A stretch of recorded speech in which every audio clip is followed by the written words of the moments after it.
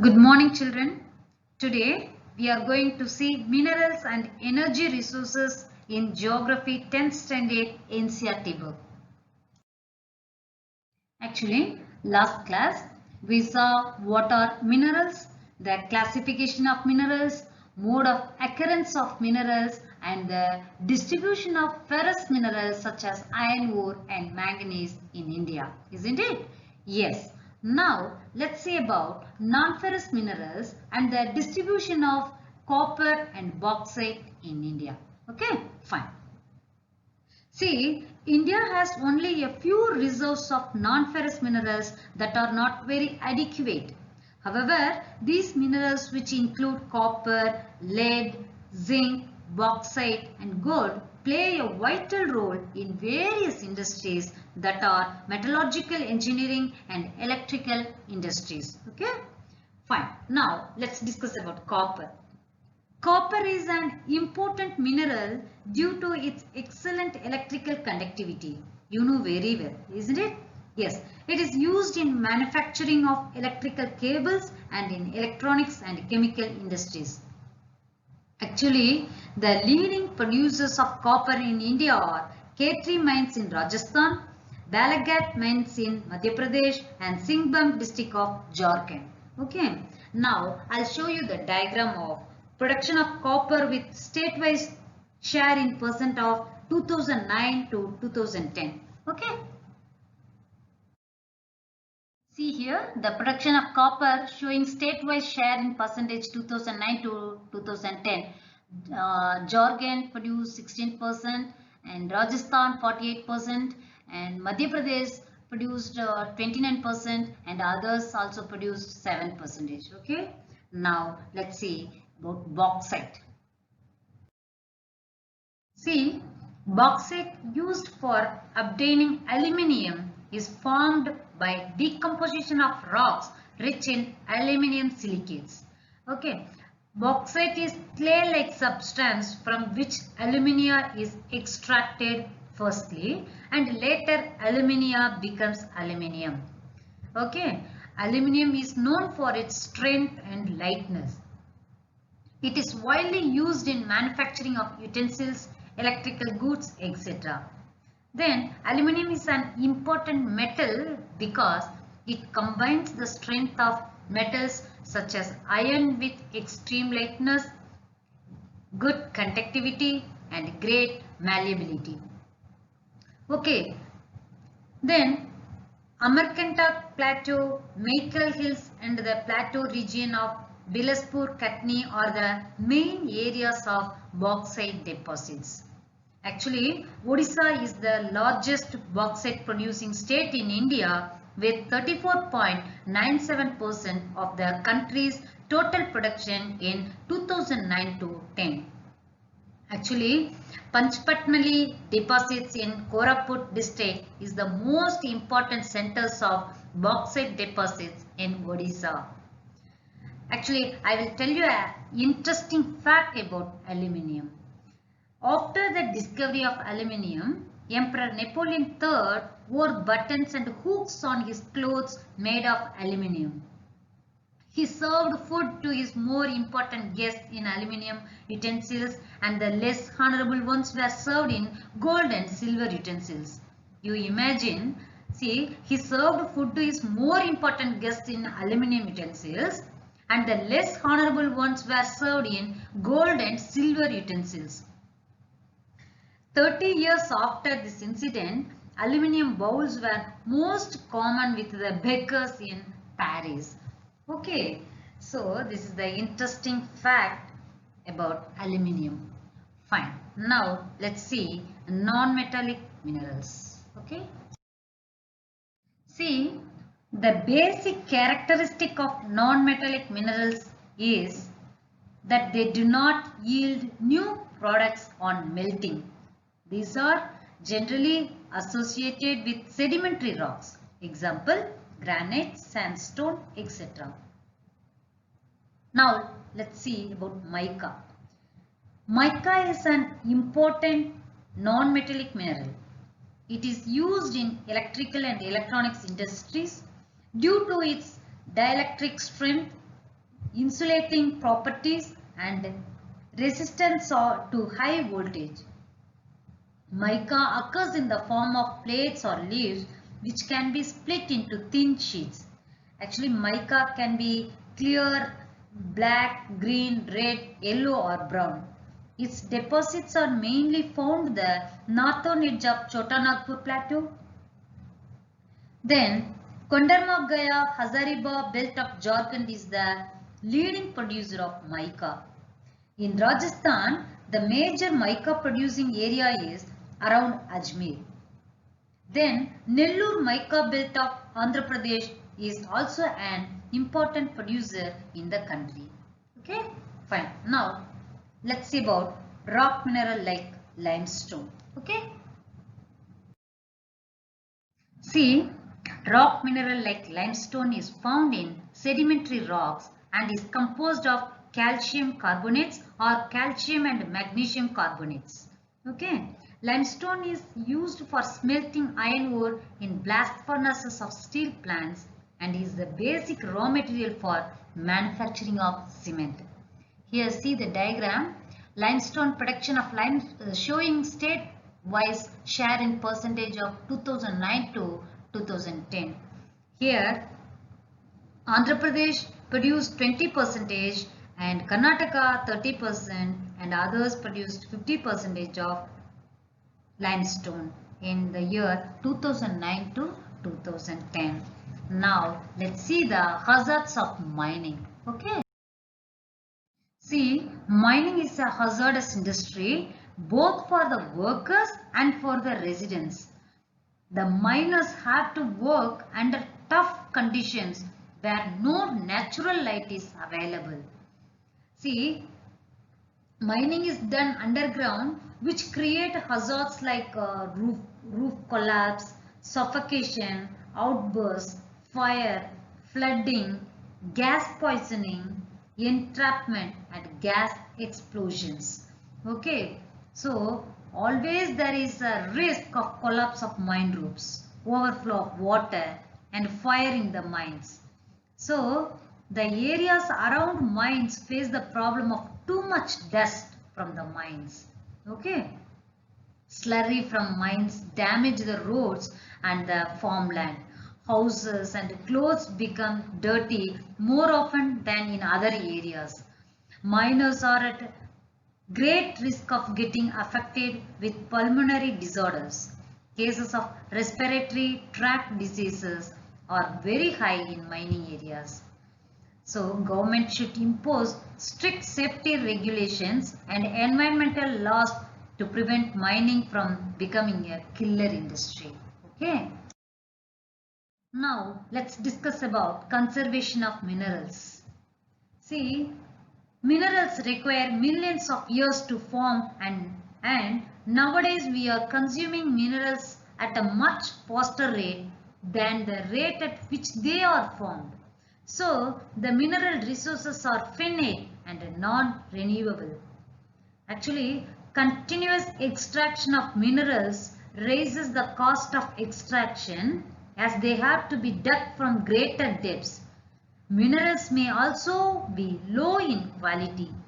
So, there is need to conserve our mineral resources judiciously in the following ways. The ways are: mineral resources should be used in planned and sustainable manner. Already we have learnt about sustainable manner. You know, sustainable manner means to provide resources in such a balanced way for present populations as well as conserve them for future. In this way, mineral resources should be used planned and sustainable manner. Then technologies should be developed to use lower grade minerals at lower cost. Then metals should be recycled and alternative materials should be used so that minerals can be conserved. Okay. Energy resources. Energy is required for all activities, isn't it? Yes. Energy is needed to cook, to provide light and heat, to grow crops for agricultural activities, propel vehicles, and to drive machinery in industries, isn't it? Yes. So, resources which are used as power to run industries. Resources which are used as power to run industries are called energy resources. See, fuel minerals like coal, petroleum, natural gas, uranium, and electricity can generate energy. Energy resources can be either conventional or non-conventional. Let's see about it.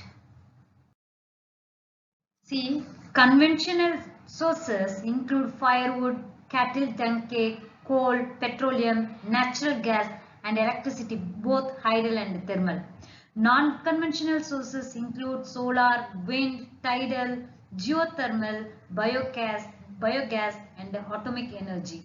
Actually, firewood and cattle dung cake are most common in rural India. Yes, according to one estimate, more than 70% energy requirement in rural households is met by these two. Actually, continuation of this is increasingly becoming difficult due to decreasing forest area. Moreover, using dung cake too is being discouraged because it consumes most valuable manure which could be used in agriculture. And we should not forget that conventional resources are non-renewable sources and non-conventional resources are renewable resources. Okay, now we will see about conventional sources of energy, some prominent conventional sources of energy. Okay, fine. Now let's see about coal.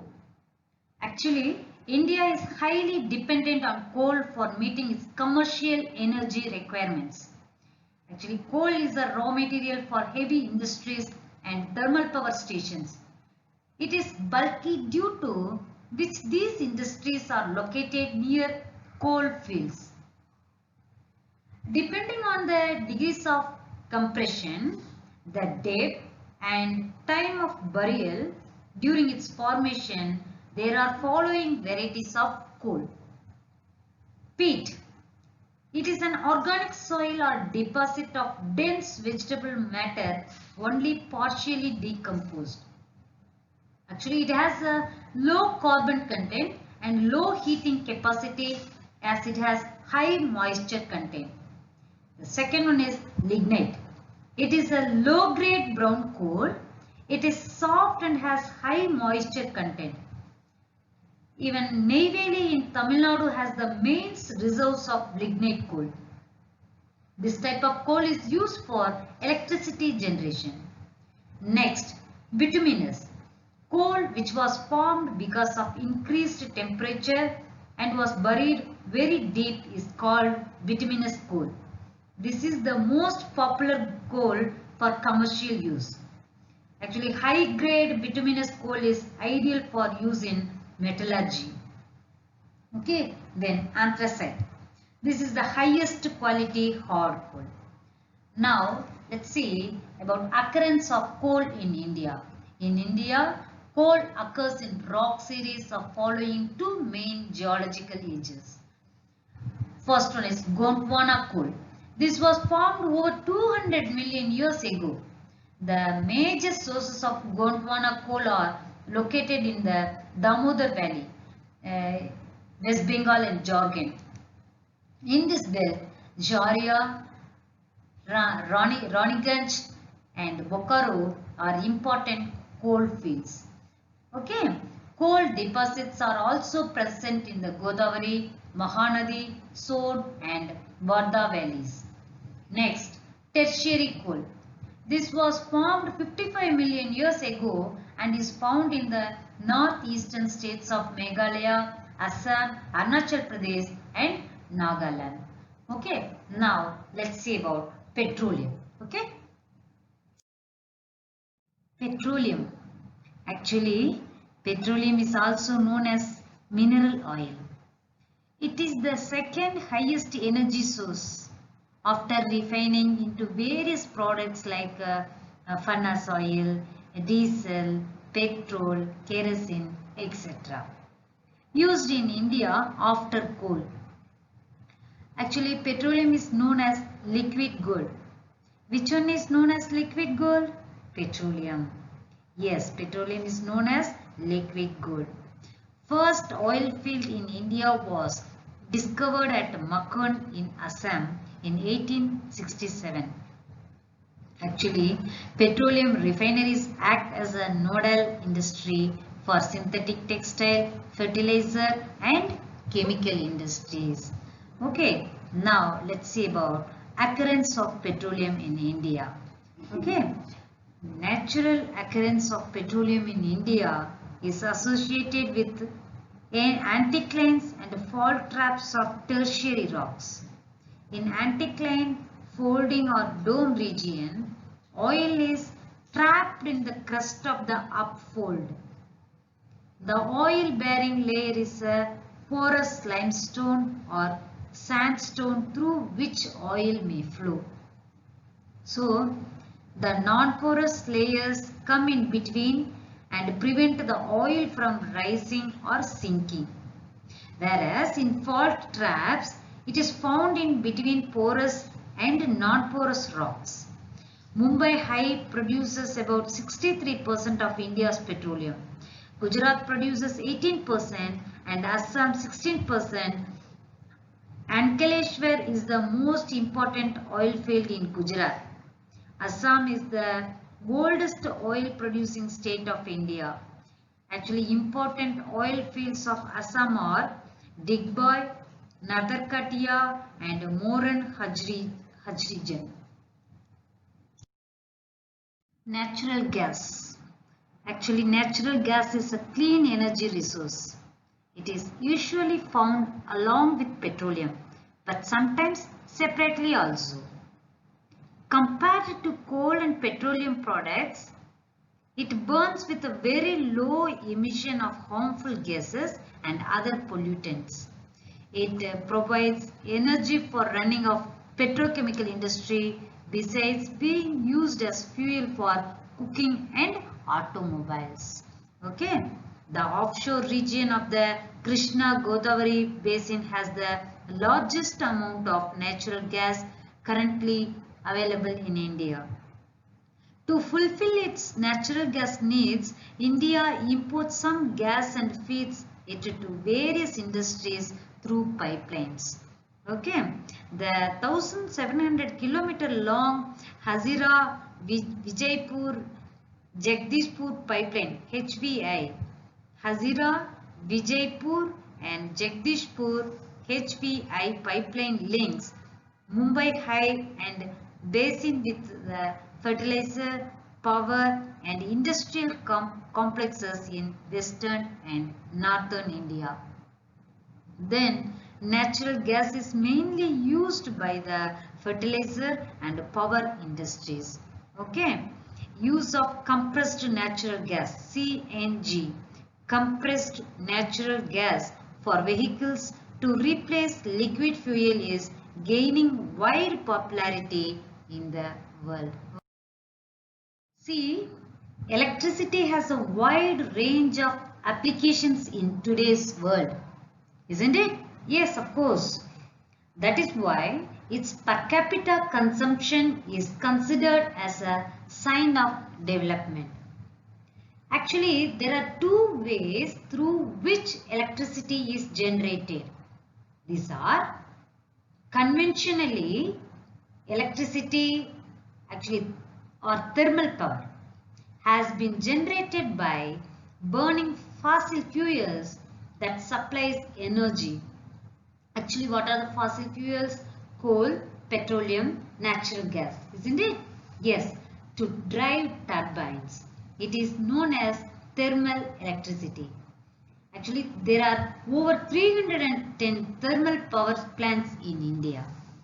Okay, due to depletion of fossil fuels on the earth, other methods of generating electricity are becoming popular. Next, Electricity generated by flowing water is called hydroelectricity.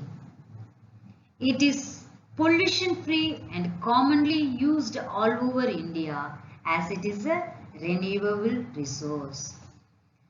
Actually, a number of multi-purpose projects have been set up to harness the power of river water like Bakranangal, Damodar Valley and Krishnaraja Sagra. These are the multi-purpose projects have been set up. Okay, now let's discuss about non-conventional sources of energy. India is a tropical country, that's why it's blessed with an abundance of renewable energy resources. Isn't it? Yes. The excessive use of non-renewable resources causes several environmental problems. Yes, because this fossil fuels, burning the fossil fuels, the carbon dioxide which is directly linked to global warming, isn't it? So fossil fuels are very damaging to the health of our planet, isn't it? Yes. So not only it affects environmental, but also if we use it more and more, what will happen? It will get exhausted very soon, and also it will take time to form. So a shift towards renewable resources is necessary. So here we are going to see some prominent non-conventional source of energy. The first one, nuclear or atomic energy. Actually, it is generated by transforming the structure of atoms. When such an alteration is made, much energy is released in the form of heat, and this is used to generate electric power. Uranium and thorium, which are available in Jharkhand and the Aravalli ranges of Rajasthan, are used for generating atomic or nuclear power. Then the monazite sands of Kerala is also rich in thorium. Okay, fine. Now let's discuss about solar energy. We know very well India is a tropical country, isn't it? Yes, it has enormous possibilities of tapping solar energy.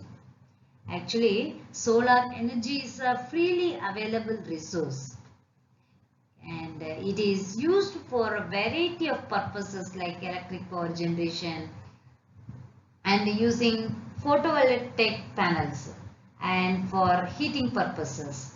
Okay, then increased use of solar energy contributes to environmental conservation and adequate manure supply in agriculture. How? As it is minimizes dependence on firewood and cow dung cakes. So, if we minimize the usage of firewood and cow dung cakes, automatically these cow dung cakes are used as a manure in this agricultural sector. Okay, then India's largest solar power plant is located in Madhapur near Bhuj in Rajasthan. Okay, now let's discuss about wind power. Wind energy is utilized to turn huge windmills to generate electric power. Actually, these have been set up in the windy areas of the country like the belt between Nagarkoil and Madurai in Tamil Nadu, then Jaisalmer, Rajasthan. Apart from this, Andhra Pradesh, Karnataka, Gujarat, Kerala, Maharashtra and Lakshadweep have important wind farms. You know Muppandal wind farm? The Muppandal wind farm is India's largest operational onshore wind farm. Actually, this project located in Kanyakumari district, Tamil Nadu. Already we have seen the belt between Nagarkoil and Madurai in Tamil Nadu. This Muppandal wind farm is located in this belt. Its installed capacity is 1500 megawatt, which makes it one of world's largest operational onshore wind farms.